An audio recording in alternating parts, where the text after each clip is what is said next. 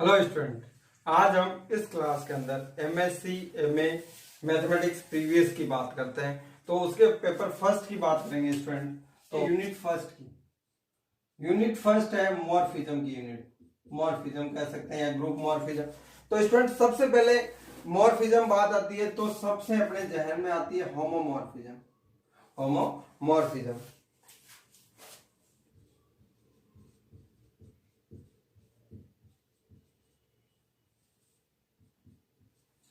तो होमोमॉर्फिज्म, अब कई स्टूडेंट इसमें कहते हैं कि सर इंग्लिश में हमारे दिक्कत होती है, हम हिंदी मीडियम के हैं और इंग्लिश मीडियम में दिक्कत होती है। तो स्टूडेंट मैं सभी से एक कहना चाहता हूं कि मैथ के अंदर हिंदी और इंग्लिश दोनों सेम होती है, यानी कि लगभग केवल और केवल ये मैथमेटिकल मेथड होते हैं, उनकी क्लियरिटी मांगते हैं एग्जाम के अंदर।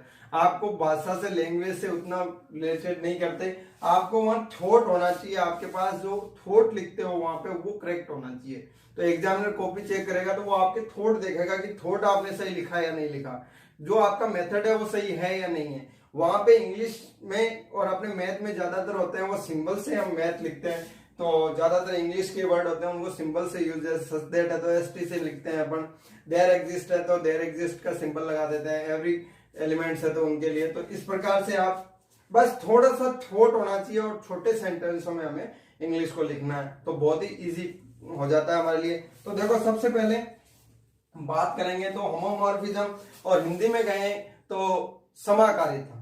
तो स्टूडेंट समाकारिता का नाम आते ही बीएससी फर्स्ट ईयर की जो अपने ग्रुप थ्योरी की लास्ट थर्ड यूनिट थी वो अपने ध्यान में आ जाती है। बीएससी फाइनल ईयर के अंदर रिंग थ्योरी के अंदर समाकारिता पढ़ी थी, जो रिंग थ्योरी की बुक्स थी उसके अंदर। तो सेकंड जो अपने पास यूनिट थी तो वो अपने जहन में आ जाती है। तो क्या थी, तो देखो डेफिनेशन क्या होगी, a mapping f from a group G star to a group G dash। अब स्टूडेंट छोटा ओ है यानी ओ संक्रिया बोल दो, या इसको हम संयुक्त संक्रिया भी बोलते थे, composite operation is called a group homomorphism, या स्टूडेंट इसको हम बोल सकते हैं only for group morphism, group है morphism from G to Z days। कब बोलेंगे, if A star B image equal to image A composite संक्रिया O F B। तो स्टूडेंट ये कंडीशन लागू हो और आपके पास जो एलिमेंट है A और B, every element is belongs to Z हो। तो स्टूडेंट इसका मतलब हमारे पास क्या हो गया कि यहाँ पे पहले इमेज कंपोजिट दो एलिमेंट्स है उनमें संक्रिया लगने के बाद उसकी इमेज ली जाए, या दो अवयवों की इमेज है उनकी संक्रिया की जाए दोनों से, दोनों ग्रुप के अकॉर्डिंग। तो आपके पास जो रिलेशन है यदि वो इक्वल हो तो हम यहाँ क्या देते हैं, यह फंक्शन क्या होगा, यहाँ मॉर्फिज्म होगा और रिलेशन कहलाएगा ग्रुप मॉर्फिज्म, क्योंकि ग्रुप टू ग्रुप है ये रिलेशन, तो यहाँ ग्रुप मॉर्फिज्म होता है। तो सीधी सी बात है, यहाँ एलिमेंट्स है स्टूडेंट, तो हम बात करेंगे image of composite equal to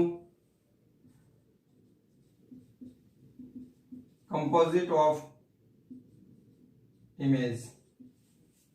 तो यहाँ इमेज का कंपोजिट होगा, इमेजेस लिख सकते हैं, क्योंकि कैसे स्टूडेंट यहाँ पे मैं दो ग्रुप्स की बात करता हूँ स्टूडेंट, थोड़ा सा समझ ले, क्योंकि बीएससी फर्स्ट ईयर में था स्टूडेंट, कईयों के जैसे अपने पास क्लियर हो जाता है, क्योंकि समय के साथ हम उन टॉपिकों को भूलते भी जाते हैं। तो यहाँ पे स्टूडेंट में G है मेरे पास और ये मेरे पास ग्रुप है G डेज, इसके अंदर एलिमेंट है A B, एडिटिव जो आइडेंटिटी एलिमेंट है E C, यहाँ पे एलिमेंट होंगे स्टूडेंट, यहाँ पे कोई मेरे पास फंक्शन है वो है F। तो इसमें एलिमेंट्स किस प्रकार होंगे, F A F B dash dash F E F C. तो इस प्रकार के मेरे पास एलिमेंट है। तो स्टूडेंट यहाँ पे संक्रिया कौन सी है, इस यहाँ पे संक्रिया है मेरे पास स्टार। तो दो एलिमेंट्स का हमारे पास यहाँ पे क्या हो जाएगा, स्टार संक्रिया लगा सकता हूं, क्योंकि स्टार संक्रिया लगाने पे एलिमेंट आएगा, नया एलिमेंट, वो भी किसमें होगा, जी में होगा। तो इसी प्रकार इसमें एलिमेंट होंगे तो उसमें क्या हो जाएगा, F A O F B. तो ये एलिमेंट इसमें होगा। तो स्टूडेंट यहाँ पे यदि ए का प्रतिबिंब एफ ए है, बी का प्रतिबिंब एफ बी है, तो यहां से ए स्टार बी का प्रतिबिंब या आपके एफ ए और ऑपोजिट कंपोजिट संक्रिया एफ बी होना चाहिए। तो ये यदि होगा तत्समक का अपने पास तत्समक होता है। तो स्टूडेंट इस प्रकार से संक्रिया होगी तो हम उसको कहेंगे ग्रुप मॉर्फिज्म या ग्रुप होमोमॉर्फिज्म। तो ज्यादा तो जनरली स्टूडेंट ग्रुप होमोमॉर्फिज्म की बात होती है, मॉर्फिज्म को होमोमॉर्फिज्म कहते हैं। तो ये तो बात हुई स्टूडेंट। तो हमें डेफिनेशन यहां से यहां तक एग्जाम में कई बार पूछी जाती है, 2 मार्क्स के लिए सेक्शन ए में, तो हमें ये लिखनी होती है। अब बात करते हैं इसके रिलेटेड एग्जांपल जो हम बेसिक के लिए कर रहे हैं स्टूडेंट, तो वो किस प्रकार होता है। तो देखो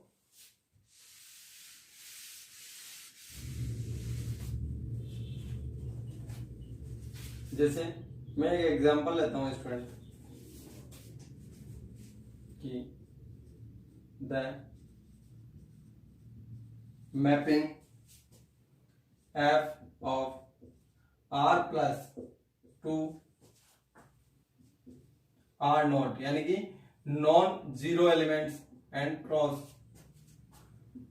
where F defined by F X equal to 2 की power X, every element X belongs to R. तो स्टूडेंट यह क्या हो जाएगा, is R is a homomorphism